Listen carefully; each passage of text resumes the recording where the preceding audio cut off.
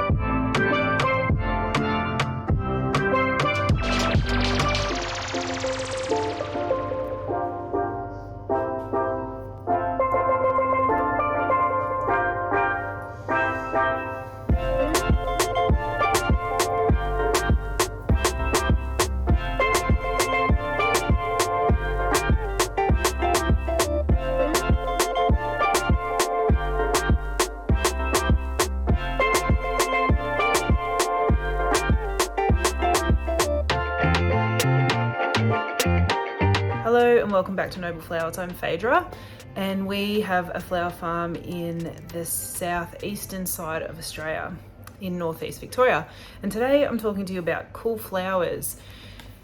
Many of you, if you're farming flowers, you will have heard of cool flowers, and you hopefully have heard of a woman called Lisa Mason Zieglers, and she, I think, is the pioneer of the cool flowers, sort of putting together that concept and way of planting things, or at least she published it so that we could all learn about it.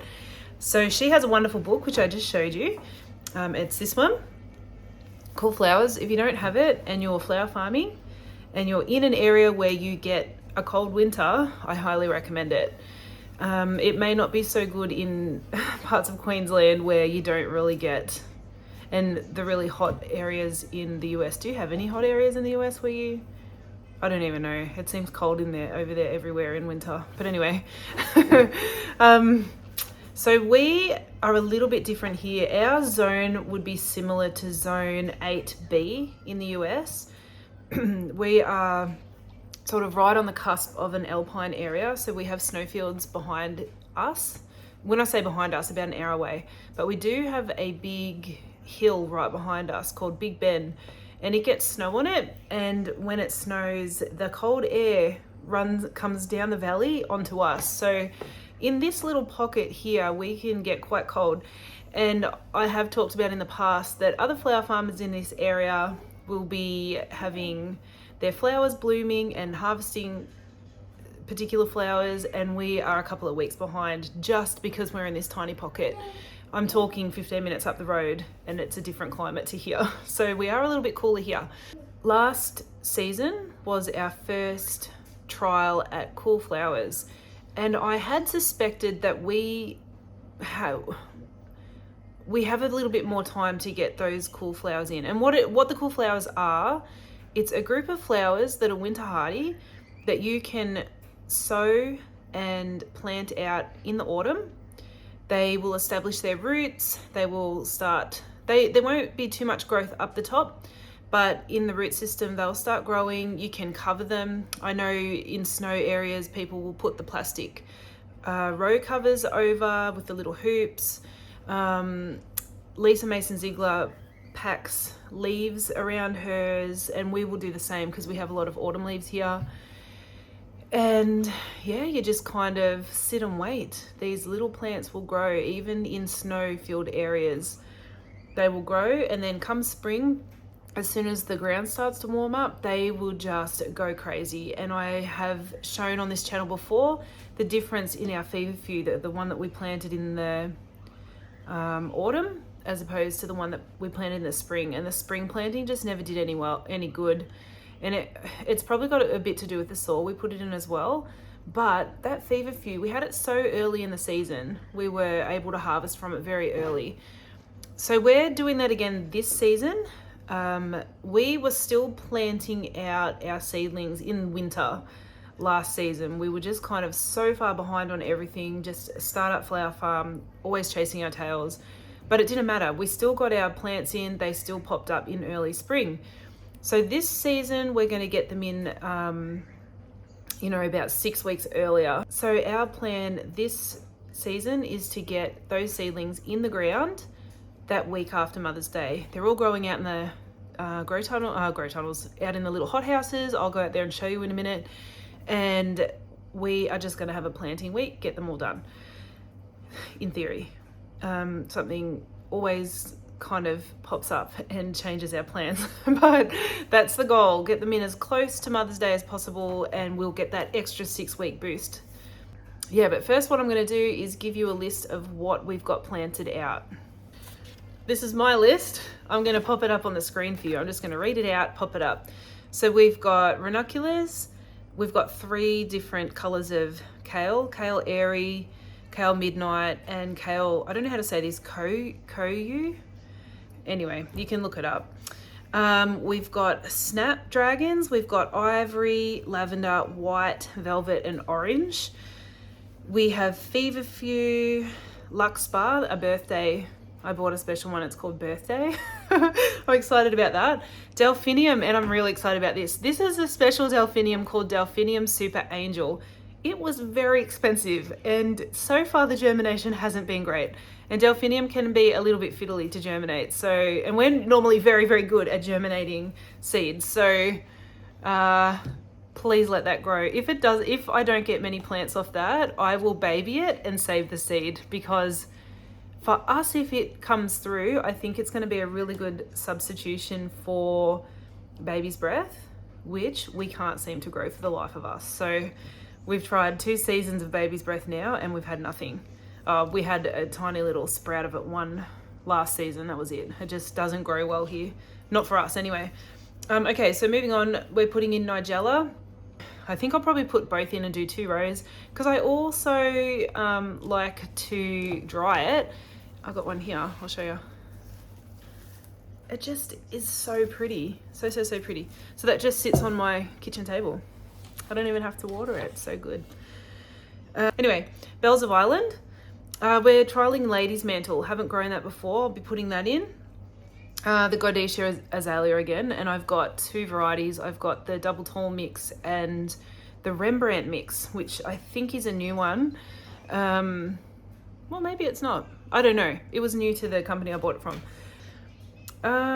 Dusty Miller, I've planted some of that because I want to put rows of Dusty Miller in front of each bay of flowers out there, so there's always a little row of green as you walk down there, because I've got these major plans, as you know, for the flower field.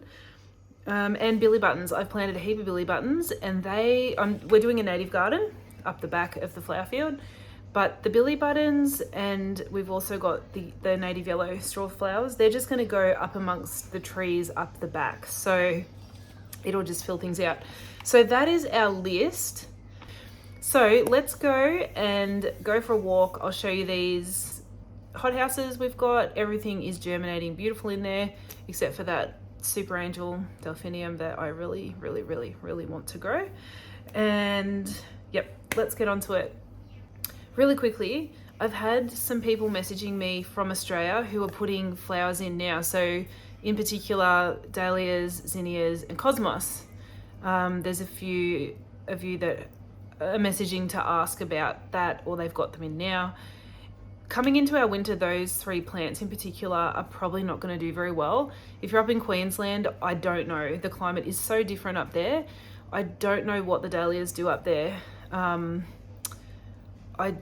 just have no idea. I think they're probably going to still want to have a bit of a dormant period, but I don't know when that's going to be for you. So, but everywhere else, if you are having a cold winter, like if your temperatures are going to drop and your daylight hours are reducing, those 3 flowers are not going to do so well. And if you get a frost, those 3 flowers are going to be killed off by the frost.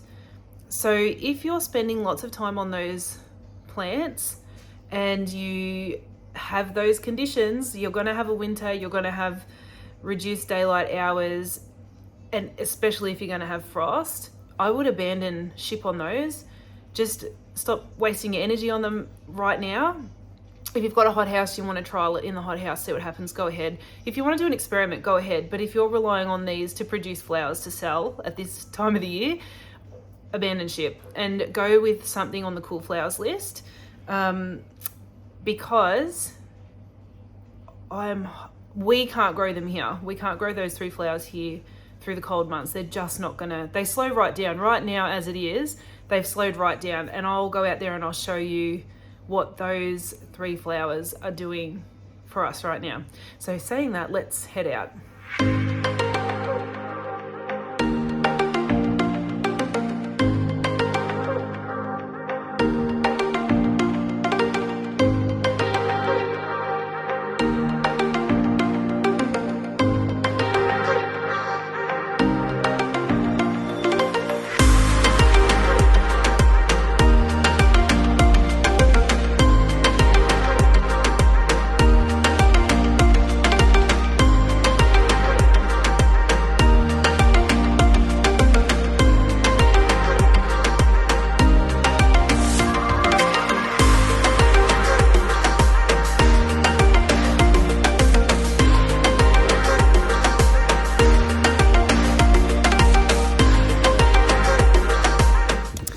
I'm out in the field. I'm sorry if you can hear the wind. I couldn't put a mic in because of that, so we're just going to do our best. But keep in mind, so I'm going to show you the Cosmos Dahlia and Zinnias, what they look like now it's autumn and the weather's cooled down, days are shorter. Keep in mind though, these are old plants, so if you're growing new plants, they won't look as old as this, but they may not do much. So these are the zinnias. Many of them have gone to seed or are going to seed. There are some blooms that we can still use, and we will use them for Mother's Day unless we get a frost. If we get the frost first, it is going to knock out our zinnias. Next plant is dahlias. Actually, I'll show you the Cosmos first. This Cosmos has been there since the very start of spring. So the plant's very old. It's still very pretty, but there's not a lot of buds left anymore. A lot of the heads have now gone to seed. It just, as soon as the weather started to cool down after summer, it just went absolutely nuts to the point I couldn't keep up anymore. And it's kind of too tedious to cut from now because, you know, and these side shoots are a bit too short. It's just slowing right down now that it's pretty cold. I'll put the temps up on the screen of what it's been getting up to during the day and the night, just so you know. And then the other one is the dahlias. So we've got some more dahlias in the house patch, but I'll show you these, but their flower production has really slowed down. They were just like, you know, every day I was getting new heads to work with. Now I'm getting, you know, like one every 3 days. And they're just, oh, this one hasn't bloomed before. It's the first time I've seen it. Look at that. It's so gorgeous. So those flowers I've just shown you, they are not cool flowers. They are not flowers that you can plant in autumn and let them overwinter and then they'll pop up early spring. These are flowers that you plant in spring. So for those of you trying it right now, if you're in Australia and you're planting them in autumn, I think it's worth the experiment to see what's happening, but I would not rely on it. I'd be putting in the cool flowers so that you can actually know that you're going to have something. Keeping in mind as well, anything that you're putting in right now, you're about 3 months away from having flowers. So if you haven't got stuff in yet to harvest from, you're not going to have it probably until, you know, spring anyway. I might get a couple of bits and pieces here and there to work with on Mother's Day, but we've actually put in a really big order with a wholesaler, so we can't rely on our farm for Mother's Day, because the other thing is, even if we had fields and fields and fields of flowers ready for Mother's Day, if we get a frost between now and when I was going to pick them, we've lost a whole lot. So yeah, Mother's Day is just a little bit too late in the year for us to rely on having our own cut flowers for, unless we had the hothouses, which it did turn up, it's just there. And I'll put that in another video. I'll show you that and we'll put it up. It was meant to be here, you know, about 6 weeks ago. well, not meant to be here. We ordered it a little bit later than what we were going to, and then it took 6 weeks for it to get here. So we totally missed a whole succession of planting. We've missed our autumn plants that were going to go in there. So it sucks a little bit, but it is what it is. So I'll show you these hothouses now, the little mini ones. So here they are closed up for they were closed up for the night. We come out about this time every morning, and this one is an older one. Just step on it to get it to open. So we just open them up every day. I've got alarms. We've got alarms on our phones, so we remember. 1, 2, 3, 4, 5, 6, 7. We've got 8, 9, 10 trays of ranunculus seed. We've got some kale, which we're starting to put in. We've got to get those in, and there's a little bit of, there's a couple of snaps in here. They're not supposed to be in here, but they are. You're probably wondering why we've got grass in it. I've been pulling it out. I wouldn't normally let it get this big, but we make our own soil because we use so much, no, not our own soil. We make our own potting mix because we just use so much of it, but we don't heat treat it or sterilize it. Sometimes it's got other seed in it. We don't really care. One of the kids will come out before the grass gets that bad. Normally, we've just been so flat out. One of the kids will come out, they'll just pick out all the grass, and then sometimes we get just a couple of weeds in it.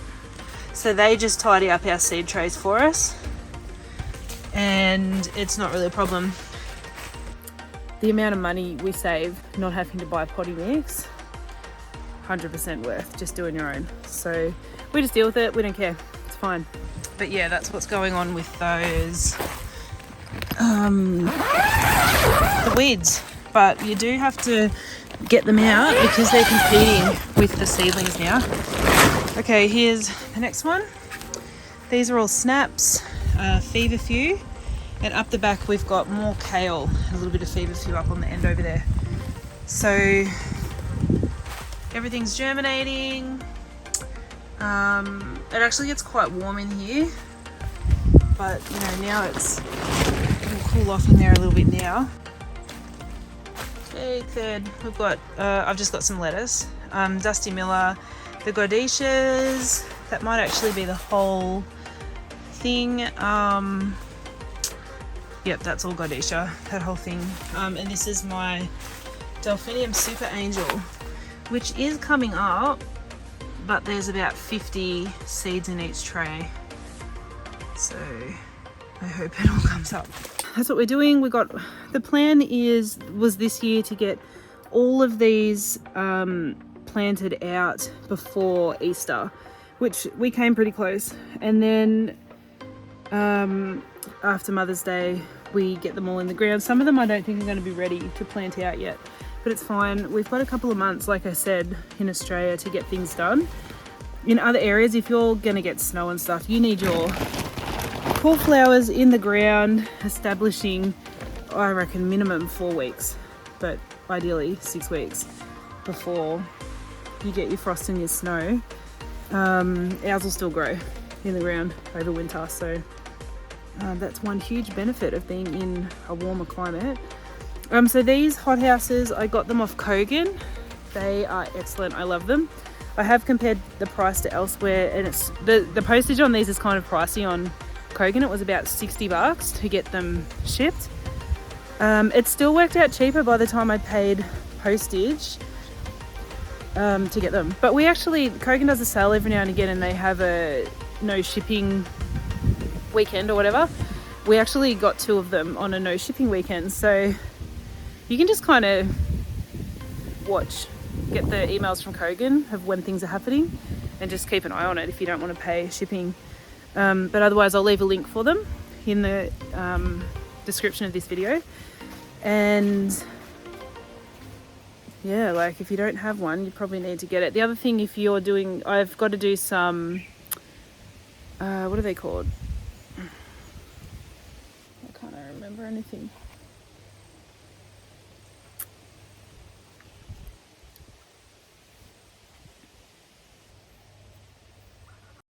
So that's probably it for this video. What I just quickly will show you right at the end is just a little bit from Lisa's book. And I'm not like paid to do this or anything. This has helped me so much. This is one of the books that has been the most valuable. But she's got all the information at the start about, well, a little bit about her, and then how cool flowers work. Like when to plant them and how that all works. But then she's got pages dedicated to each flower that you can plant in the autumn. So I feel like this is story time. Oops, where to go? Like bachelor buttons. What do we got here? Bells of Ireland, Black-Eyed Susans. So she goes through the list of, well, I don't know if it's all of the flowers you can do for cool flowers, but it's a pretty extensive list, and it is, I think in your own climate you could figure out what you could add or take away from that. But yeah, I'll put a link to this as well for you in the, hopefully I can find it. Mine was a bit hard to find, but if I can find where they're selling at the moment for Australia, for the US it'll be easier to find. I will pop a link in the description of the video for you. And yeah, that's one book that I refer to this a lot. So you can get your information from here.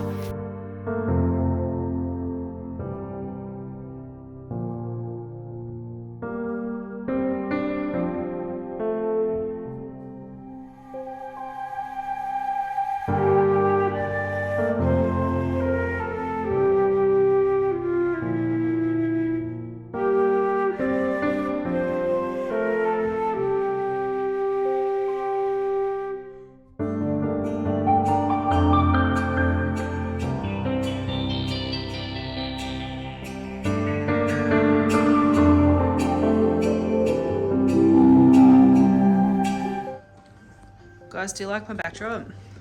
It's that door.